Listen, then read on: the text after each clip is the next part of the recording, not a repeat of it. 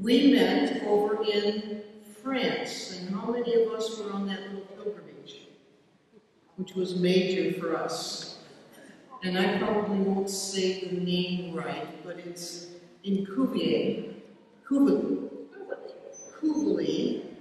where Sister Pat hosted us and gave us a wonderful tour of St. Julie's home.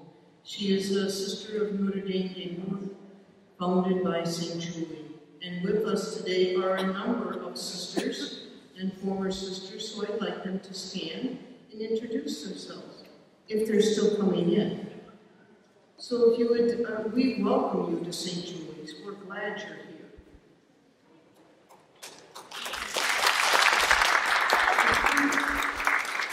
And some are just coming. But welcome. We're glad to have you here, and I think we're ready to begin. If Deanne is ready, she's not here. Here she comes. Come on in, Jeanette. And I want you to know when you were coming in, you also received a little packet of sunflowers.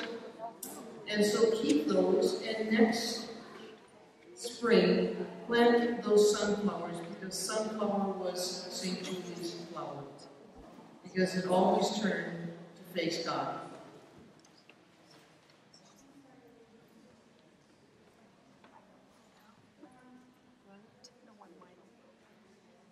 Yeah.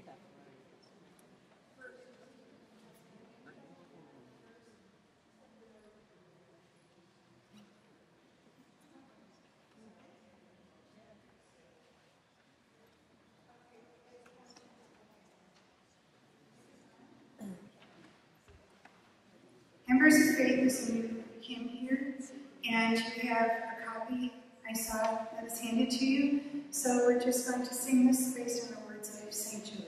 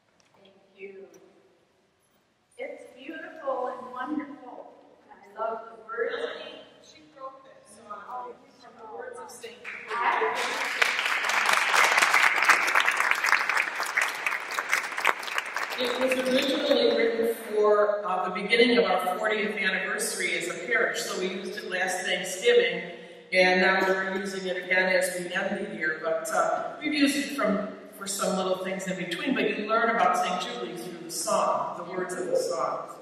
Hope you enjoyed it. Taking it back to Cincinnati. I want to hear it. That sounds like a plan.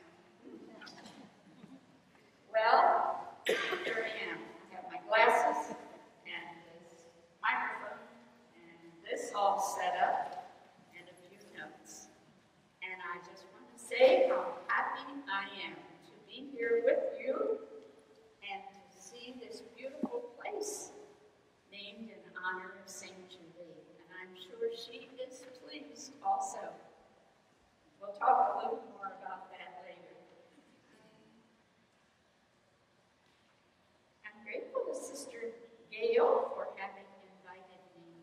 And for those of you, some of whom I recognize from Kugali in 2012, 11, and already.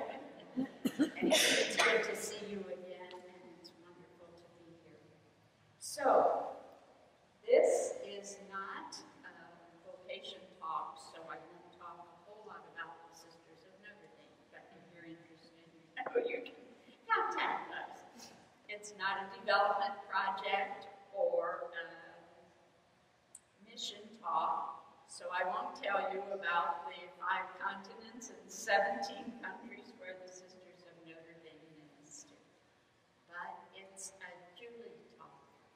So I'd like to share with you a little bit of what has been my experience in 60 years as a Sister of Notre Dame.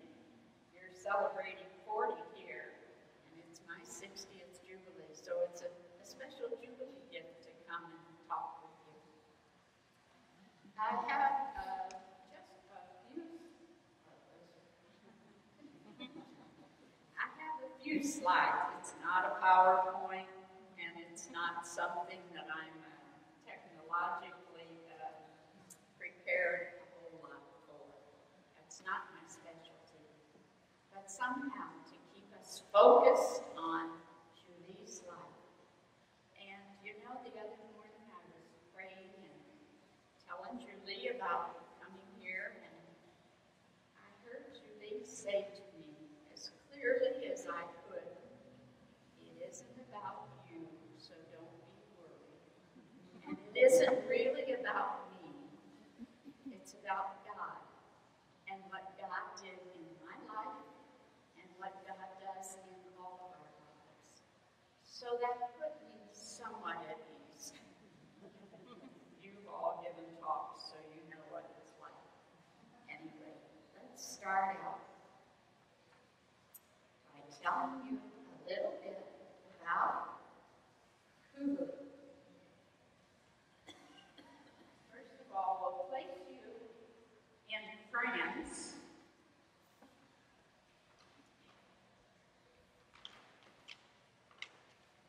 Just to give a general idea, this is Paris, the big spot. This is Amiens, that we'll hear about later. This is Kugali. This is Beauvais, and this is Compiègne. We're going on a tour somewhat of 3 places that were very special in Julie's life. And it seems to me it's somewhat like the growth of the flower, maybe the sunflower that she loved so much. Kugali is where the seeds were planted, her early life. Compiègne is where it began to grow out of the ground. Still wasn't specific as to what this flower would look like, but it kept growing.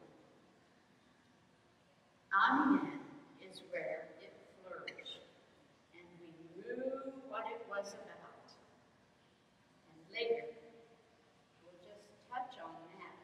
Namur, because we are Sisters of Notre Dame of Namur, which is in Belgium.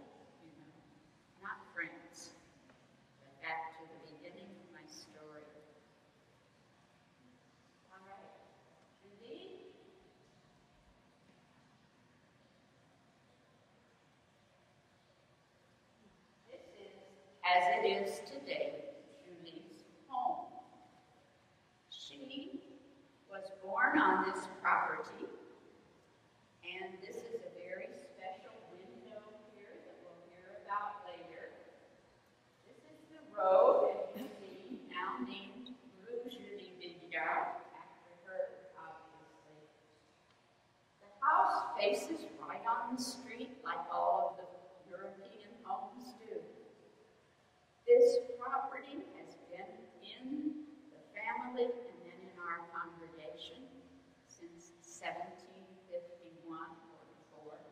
That was Julie's birthday, 1751. However, it looks much different, obviously. This part of France, up in the north, was terribly, terribly damaged during the First World War.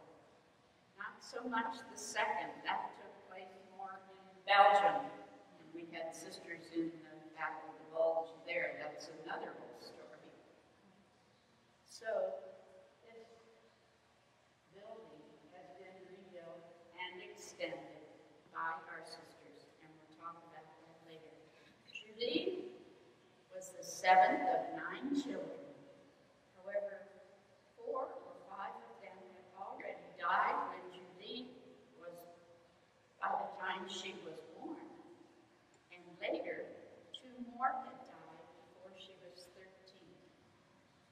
So, of the 9 children, she actually lived with 2 others, her older sister, whose daughter Felicity will hear about later, and her younger brother. So a rather small family. Julie's father and their whole family were agricultural people. They had large expanse of land, but it wasn't enough for their family. So besides that, in the front of this house, her father had a little textile shop, sold fabric and lace, and that was very important in Julie's life. So, in the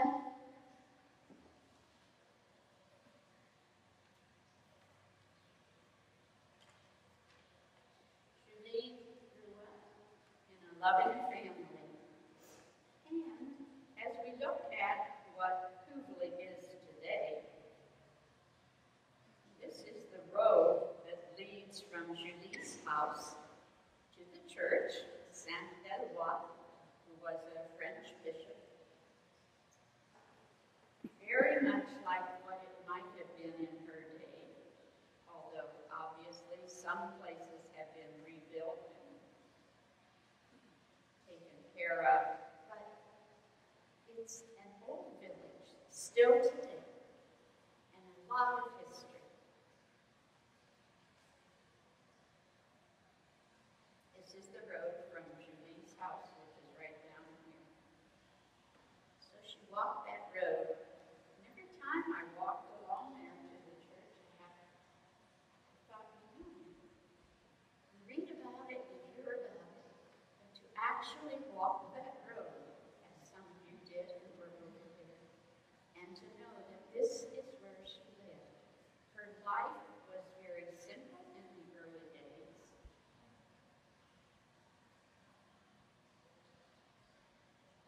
And it's centered around that little home song and the church. This is the church of Saint-Eloi. And again, this was practically totally destroyed in the First World War, except for one little corner, which was not destroyed, where there was a statue of Our Lady. And they have that until up to today. And they tell us it was written in Julie's own handwriting. She used to spend time there after communion, giving thanks and talking to Our Lady. She was able to receive her first Holy Communion at 8 years of age, and that was unusual in those days, remember? It was 12 or 14 before children were allowed to receive their first Holy Communion. That was previous to Pope Pius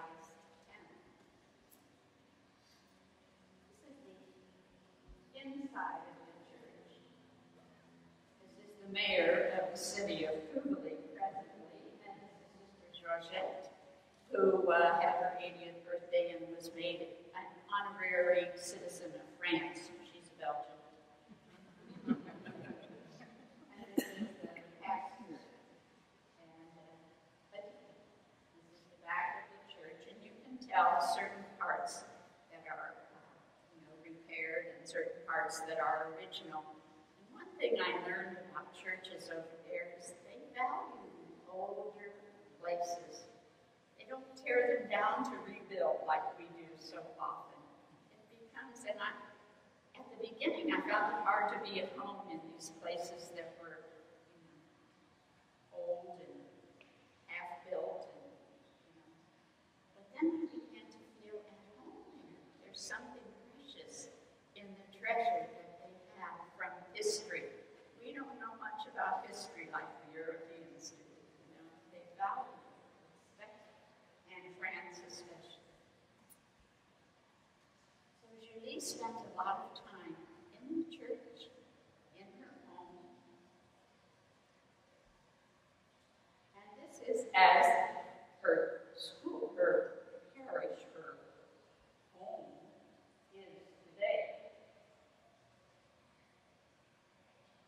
This is actually the second part of what we have extended as sisters, but originally the first part we saw with the famous window would have been her father's textile shop. This was the family living space. And this would have been Julie's room with her sister and brother, of course, and that has been extended. 25 years ago, our sisters came to live here and built that condo, and that's where I lived, and that's where we had our lunch in the bottom of on the lower floor. So Julie's life was very simple. She gathered children around her from the beginning. She went to school. Her uncle was the school teacher, schoolmaster. They had one in those days who gathered all the kids, whatever grade you were in, you came to the school and taught. So she loved being with the children, talking to them about God, and she herself had a very, very simple, profound love for God and prayer life. And the priest recognized that, and that's why she was able to receive her communion so early. So life was going along pretty well, pretty easily. In Cooley at that time, not only did we have the family, the villagers, but there were homes of people coming from Paris. They had their summer homes there, like maybe some of you, I guess, go to Wisconsin or wherever. You might have a summer home where you go for weekends. This is the view from my bedroom at the convent. And I especially liked it because I used to look around, look out this window at these fields and fields. This was this special garden behind it. This is the hedge that edges out our backyard. But what it was is this. These are new families coming, new homes being built in Cooley. We're not far from Paris, and it's cheaper to live in the village and go into Paris to work, or go to Compiègne to work, or other places. So we have new families, and one of the things I did while I was there was to help prepare those new families who were having babies baptized for the baptism.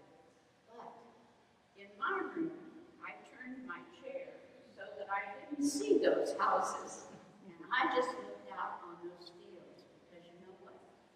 Those are the same fields that Julie saw. In her day, and even the first time I went there in the 80s, they were fields of sunflowers. Just acres and acres of sunflowers. But that was no longer economically of interest. The oil, they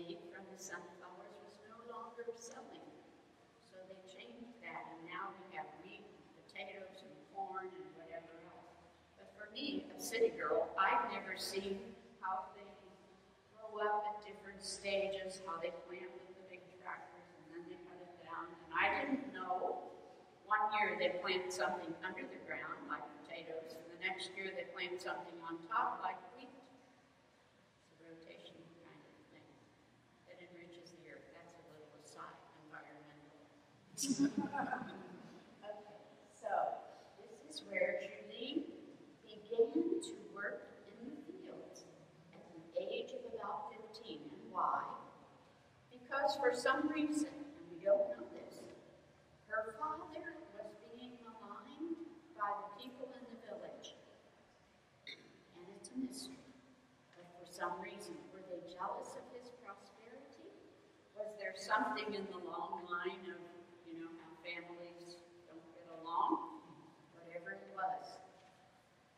And so, at one point, he was even robbed. And all of the fabric that was in his shop, most of it, was taken. They found some later in a well on the grounds. And Julie realized life was getting tough. So at 13, 15, around that age, she actually went out and worked in the fields. And began to talk to the people. That could have been a dangerous thing for a young girl in those days. But she somehow got an understanding, an ability to talk to the workers and to the other children who were working there.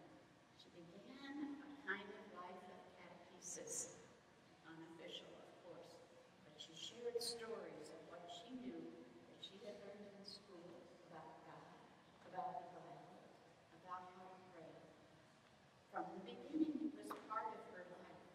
So, she was talking to the people in the fields, to the children, and to these women who were coming on weekends from Paris. Wealthy, aristocratic women. She was able to talk to them too. She knew how to mix. She knew how to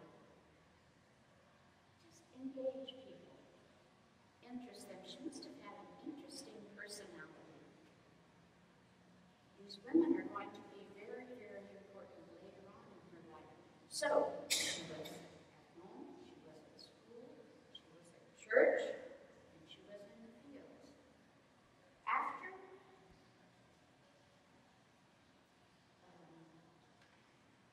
this is the inner chapel, the third of the series of buildings, and this is the chapel of St. Julie there in Couvillé. This is the reliquary, and there I am trying to explain to a group of sisters from Amsterdam. But one of the things about Julie, and maybe that's what I was trying to say there, was that she was able to talk to these women also from Paris. They came, and later on, Julie huddled them around her, in her room, around her bedside. I'm getting ahead of myself here. But she did talk to them, and they gave her the money that they wanted distributed to the poor, because she knew the people in the village. She knew which ones needed help. Now, why would she be in bed? She would be in bed because, back to the beginning, and we see our famous window. One day, evening, when Julie was, now she was 23, she and her father were sitting in front of this window talking, and all of a sudden, a bullet of some type of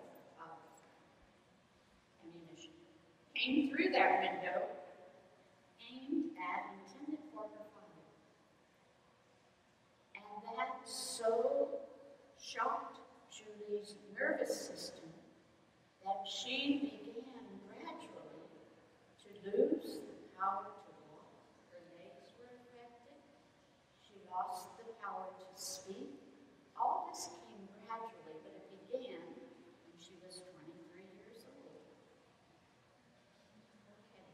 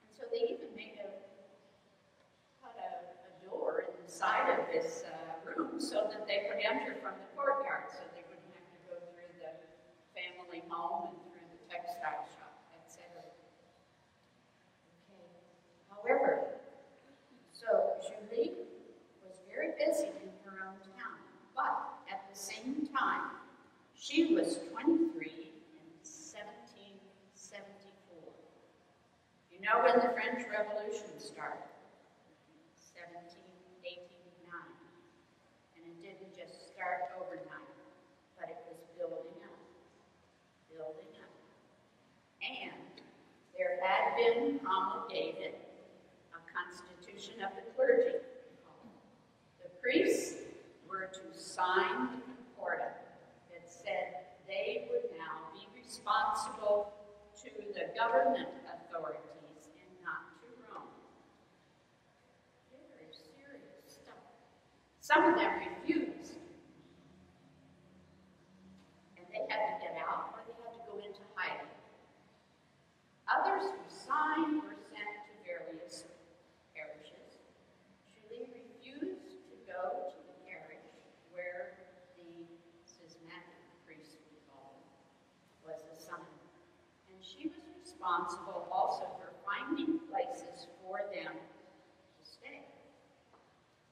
So now Julie is being looked at, hunted, being worried about by the revolutionaries because they were after not only the aristocrats, but church people who sided with the aristocrats, right? So, because she was a church person, she was being hunted so much so that at one point, one of these lady friends had a chateau a few kilometers away, and she spirited Julie off with Felicity, the niece, and they went to Gournay.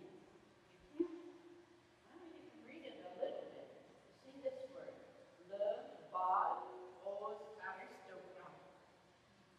Bullets to the aristocrats. They came searching for Julie because they heard she had been there. And look at the date, 1792. This was 3 years after the revolution started, so things were really, really, really hard, serious. And Julie knew what it was like to flee for her life.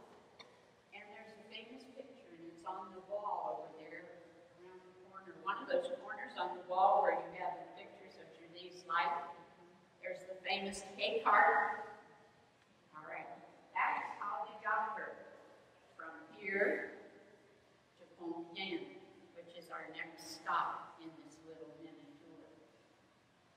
She had been taken there by one of the women, put in the care of the servants. This was a servant's quarters, and things were okay for a year.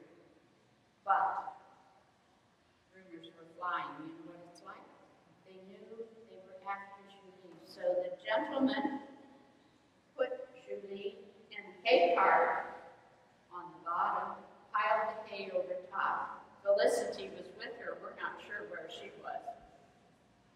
And they left and went right through the group of revolutionaries who were coming to put Julie on a fire. They were going to burn her, as we know they did to Joan of Arc even. Right? And they had this already in the city plaza. The hay cart drives right through them and heads for Compiègne. And Julie's life is saved for Christmas. So think of all she's been through. And she at this time was pretty much paralyzed. Not able to walk, very difficult to talk. This is the lady sitting right here who came over and we took a little tour around the country. This is Compiègne. And Compiègne is a very famous holy city in France. It's where Joan of Arc was arrested, where she went to Mass and received communion on that very day, in the very church where Julie and Felicity and another group we'll talk about came. So it has a long, long history. That's where Julie went. And this time we don't know where she lived. But we know she lived there. This is her own writing, 3 years, and they changed residences 5 times. They were trying to be hidden, but being looked for and chased. the other group, this is a little complicated, but what this says is, you see this was the monastery of the Carmelites. You've heard of the 16 Carmelites, the Song of the Scaffold, which is a famous play, written about the 16 Carmelites who were sent to the guillotine. This plaque is on the building that is there in Compiègne, where they had lived. They were put out of that in 1792, and in 1794, they were taken to Paris and guillotined. And Julie knew them. She didn't know Joan of Arc, but she certainly knew the story. But she did know these Carmelites because we have found one of our sisters in Belgium who did a great deal of research, a laundry slip with Felicity's name on it. So either Felicity was doing laundry for the Carmelites as a way of earning some money for herself and Julie to live on, or vice versa, she was taking Julie's laundry to the Carmelites, which is probably not true. In any case, these Carmelites were put out of their monastery in 92 and separated, and they went in hiding in various places in Compiègne. So it has a whole long history, and now it's part of Julie's story. Julie, in 1794, was living in Compiègne at that time. But, again, things were getting hot, and enter onto the scene another one of those women. So we've got a woman who takes her to the Chateau Gournay. We've got a woman now who takes her to her place in Amiens. And we go to the third spot.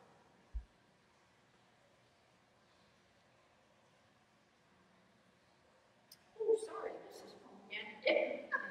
This is one of those other churches, and you see they still have St. Julie is not up on a pedestal like Joan of Arc, but she is in this church. And this is where possibly she came. We don't know exactly whether she was able in any way to navigate or to, Felicity was able to get her there in whatever kind of a crude wheelchair might have been available. And this is, for us Sisters of Notre Dame, a very special symbolic picture. Because while Julie was in Compiègne, she had what we call our founding vision. And she writes about it herself. She saw a cross, and at the foot of the cross, she saw women dressed in a garb she had never seen before.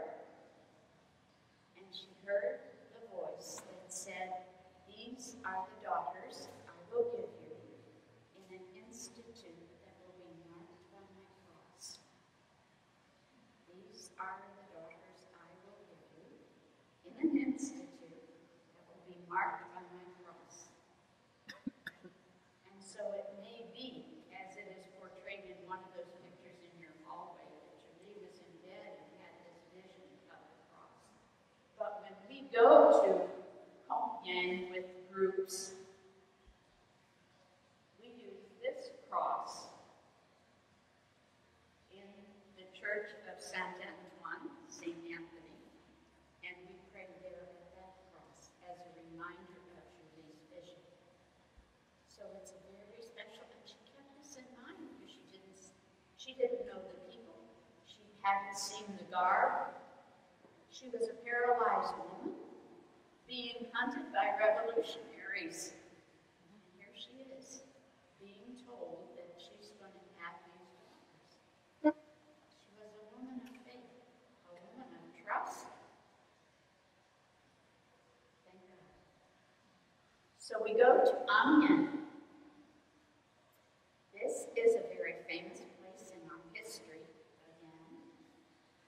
because her friend, the lady friend, had lost her husband and her father at the guillotine. She was in mourning, she was grief-stricken, and she thought of Julie. And she had a little apartment up in this area of this hotel, and it has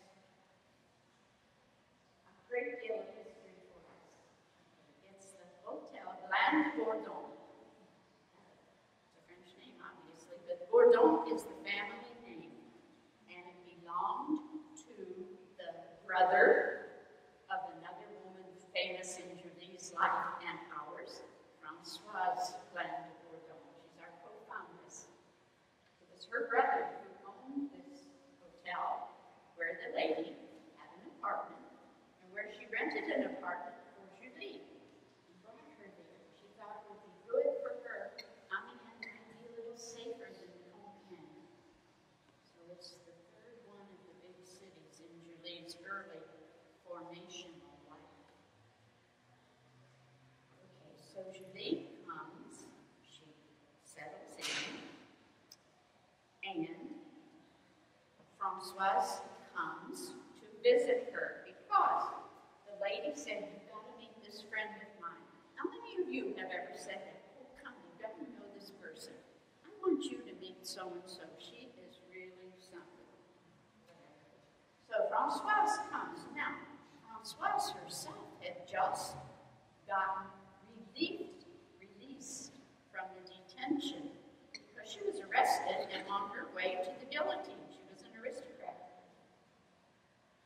She had just been released. She comes here for some rest with her brother, and this Madame Baudouin was her name, said, "You've got to meet Julie." So Françoise goes in to meet Julie, and here she is in the bed, hardly able to talk, not able to walk.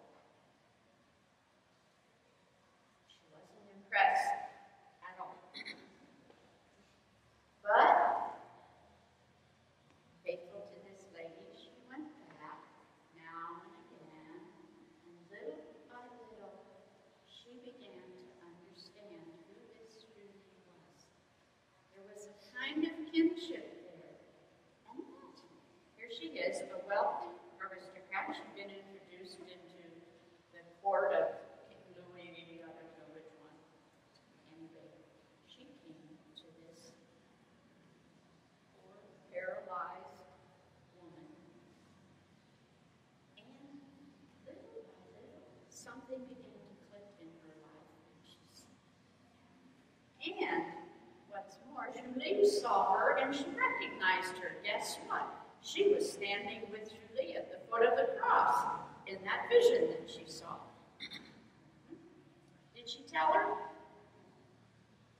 She trusted God. If she's meant to be with me, He'll work it out. But she knew her. Okay, so here we are. This is this little close-up of the apartment right there. And this woman also had young daughters. And they'd come into Julie's and they began to have like a little prayer group or support group or whatever it was. And bit by bit, word got out. You should come and really pray with us. You should come and meet this lady. So there began to gather around her a group of young women interested in doing something, knowing more about God, etc. So, see what it is, the beginnings. That was the beginning of our congregation. Julie didn't know it. Françoise certainly didn't know it. And those girls maybe didn't. This is the cathedral, the basilica at Amiens now. Huge, beautiful, fantastic, untouched in both wars. Very, very unusual. In all that went on in France, untouched. This is the lower commercial part, as you can see.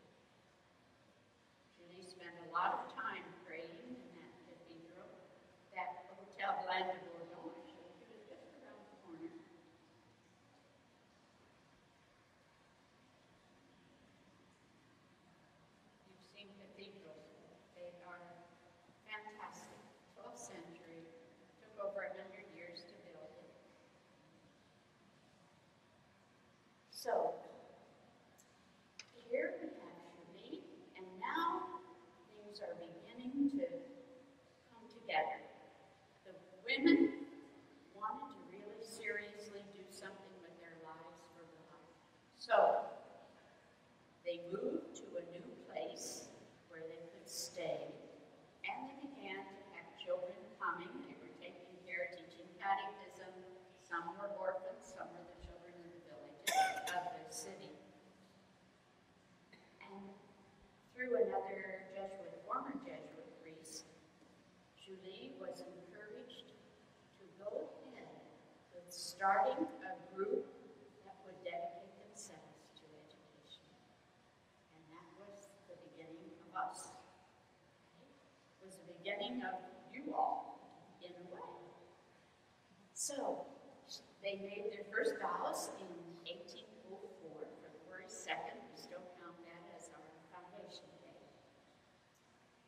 And things were going along pretty well. Julie's reputation was spreading, and they had had missions. Now, the church was freed up. In 1801, the concordance was signed, and the churches were open. They were free to have people come, so they started missions. You all had missions. We used to have them called that. Maybe they're called something different now. Anyway, they would have throughout the city. Julie and the young sisters would be in charge of the women and the children, and the Jesuits would be in charge of the men. However, Julie was still paralyzed. So there was a priest who decided to do something radical. He asked Julie, he was giving a retreat for the sisters, and he asked Julie to pray for somebody very special.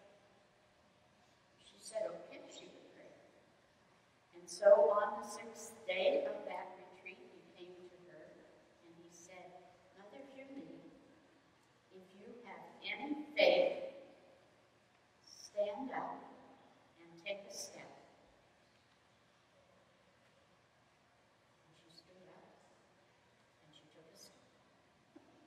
And he said another. And another. That's enough. She sat back down in her wheelchair. She was cured during that retreat. And she kept it from the sisters for a little while. But then finally let them know, and of course they all rejoiced. And the next day or so, she was off to another city. That time on, she hardly stopped walking. However, all was not a bed of roses. And Julie was getting a sense of what God was asking of her. By this time, Francoise had come back. She had decided definitely not to be a Carmelite.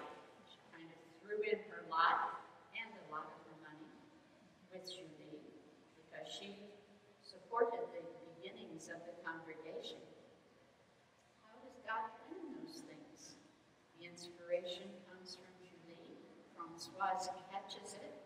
Julie has the underpinning formational spirituality and charism, and Francoise joins with her, and together they begin. However, as Julie was being invited by other priests and even bishops to come and set up these classes, bring these sisters, and start an educational project, because this is post-revolution.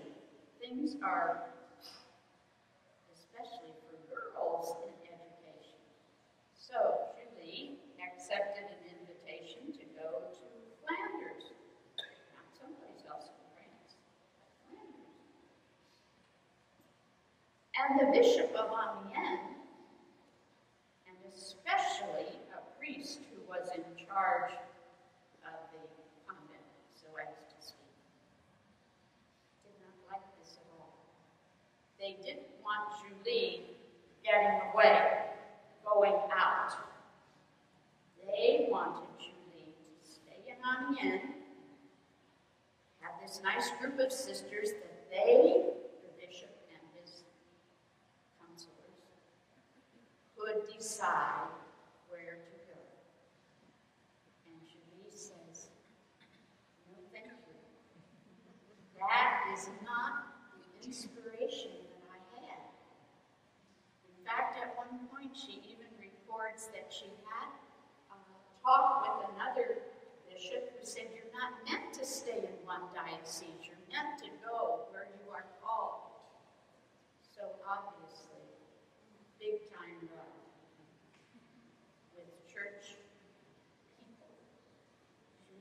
always a faithful daughter of the church. Sometimes church people gave her trouble. And what's new?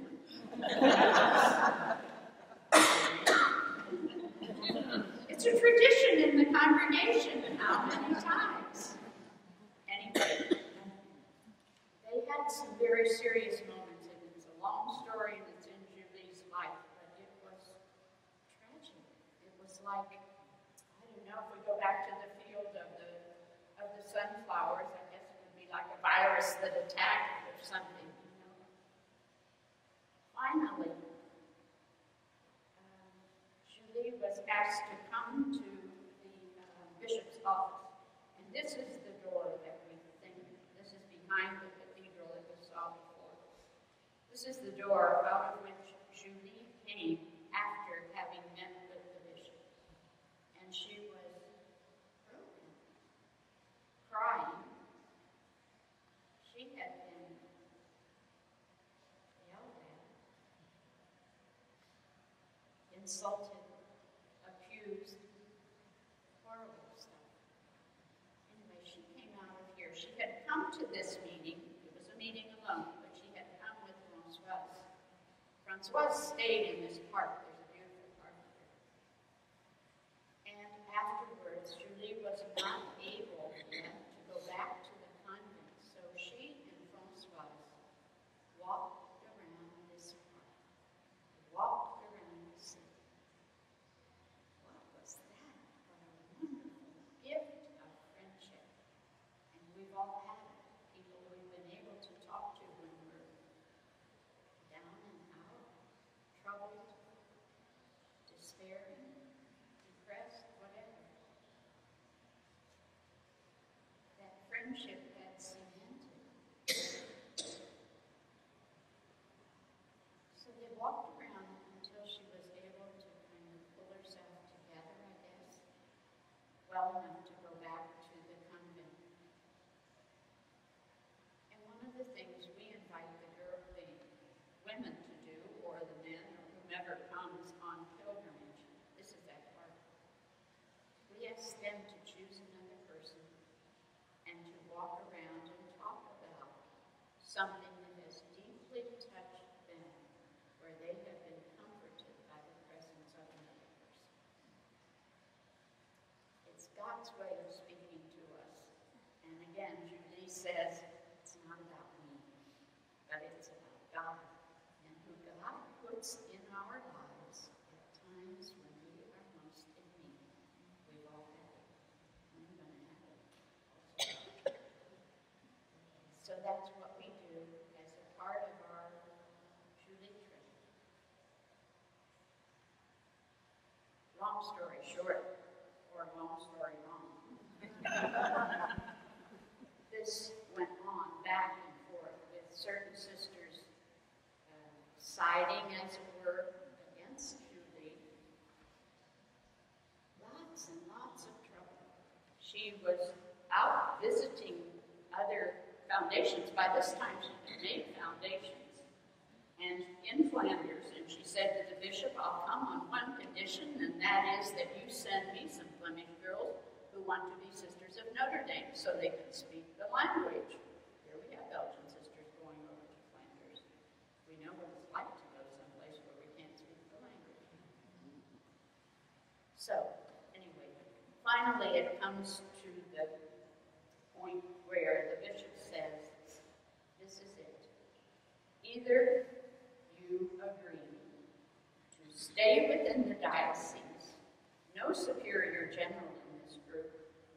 The bishop is going to decide who goes where and when and how. Or you are free to leave. This is Amiens, where this whole thing had started, where our congregation were.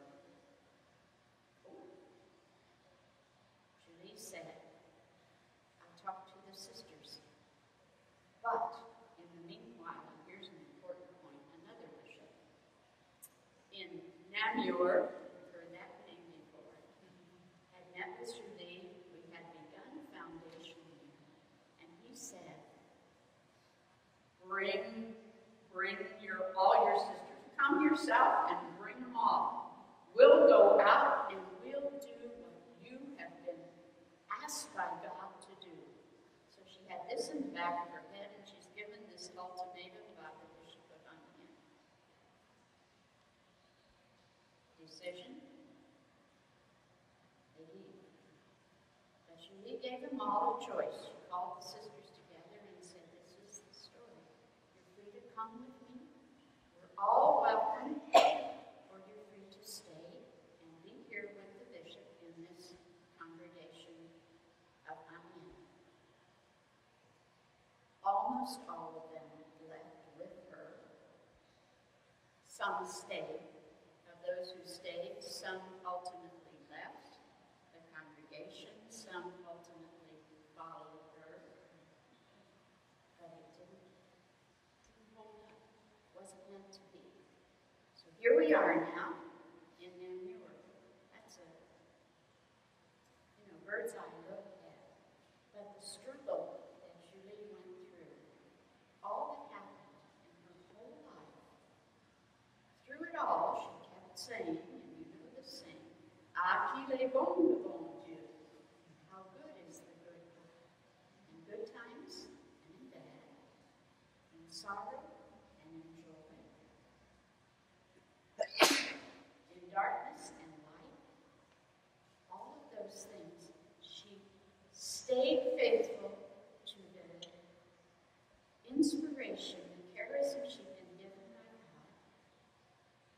She was gentle but firm. And when need be, she made the choice she had to make. And if not, we might have been, well, we probably wouldn't even be. But if we would be, we'd be sisters of Notre to Amiens, I guess. That's what the bishop wanted. But from Namur, you know the rest of the story. 1840, we came to the U.S. in Cincinnati. And we came to Chicago, and we came to Columbus, and we came to Arizona, and we came to Massachusetts, and Pennsylvania, and all over the place. But she was there. She was courageous. She was strong. She was a woman of faith. And this is my final picture, and I love it because this is the last house they lived in Amiens as a community. There were 3 different places, the Hotel Black and Bourbon, and then another place that we can't situate exactly. We know it the street better. We don't know the building, but this we do know. This is now a school of the Sisters of the Holy Family. But the reason I love this picture is because this is Sister Christiane, and those of you who were on the tour remember her. She lives presently still in Italy, great Catholic. And this is a group of Japanese students of our sisters. So what better way to come to a mini closing than to say, this is where Julie chose to go. So we have the Belgian sister living in France. We have Japanese students coming from our school in Japan to visit the whole of Julie Land. And on. And who knows where we'll go from here. I said to Dottie last night, or this morning, it said 5 continents and 17 countries. So I started writing them down, and I made it. I found all 17 countries where we're living today. So, let's get out of here. I'm not finished yet. I got one more thing to say. There's a lot of things I could say, and I'm sorry for, detailing a lot in a short time, but I know it's hard to sit and listen for a long time. But what I did write down, what I'd like to share with you,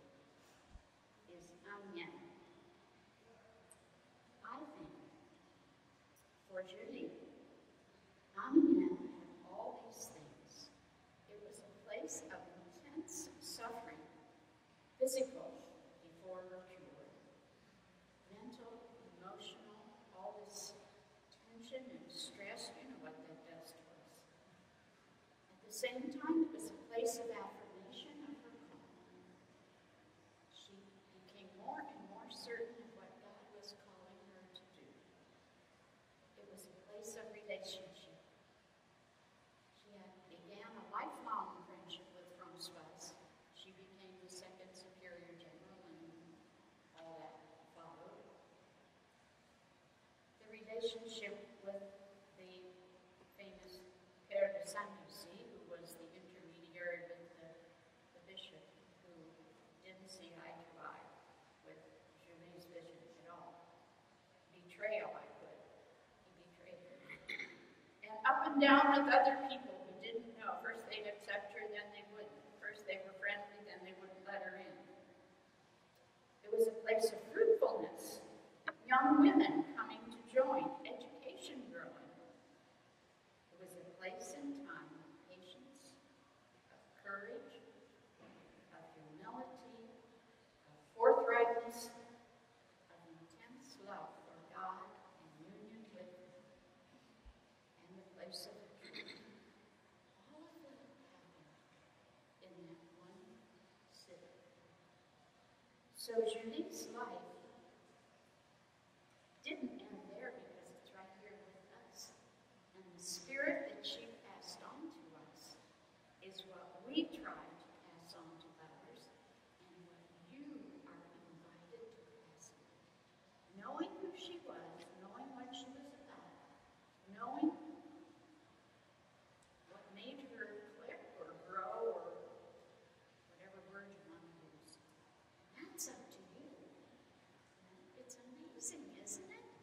From that little village in France and this great big beautiful church in Illinois to wherever else in the world, that little lady had that influence. So who knows what we can do with God's grace? Who knows? And if there's anything else that I forgot, I'm really sorry. One thing. In the cathedral at Amiens right now, there is a plaque, and it states, "This is to commemorate the founding of the Sisters of Notre Dame of Namur in 1804." And that was put there in 2002. We had a general chapter in Amiens, and invited the bishop to celebrate with us. And at that moment, this business yours, he apologized to all of us for what had gone on, for what his predecessors had done to Julie. And he asked our pardon.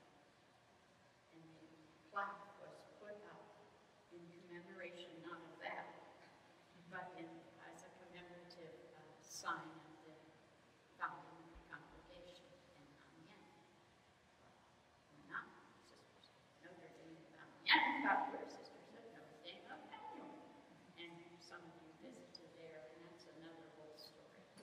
So, thank you very much for your attention.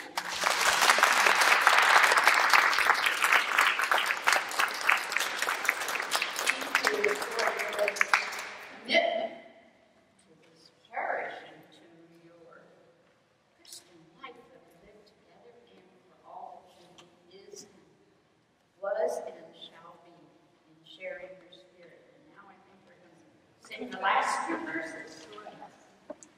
But I'd like you to join me in thanking Sister Pat for being here and helping us have a sense of the spirit of St. Julie, and I want to say her tenacity and her perseverance and her trust in a loving God who walks with her no matter what, and that we can trust in ourselves.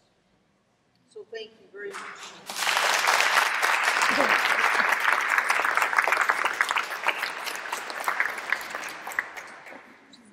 Thank all these friends for coming. We've got some associates and some longtime Notre Dame friends that came from around the Chicago area. Surprise for us. And thank you for friends we met here at the parish. Longtime Notre Dame friends. So let us stand and sing.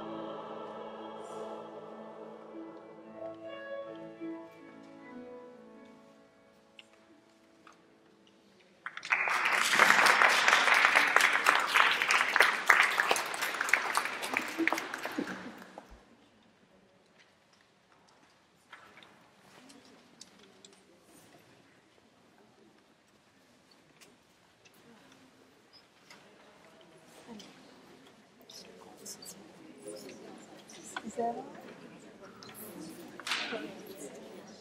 Okay, I'll talk to you later. We have to, or you do.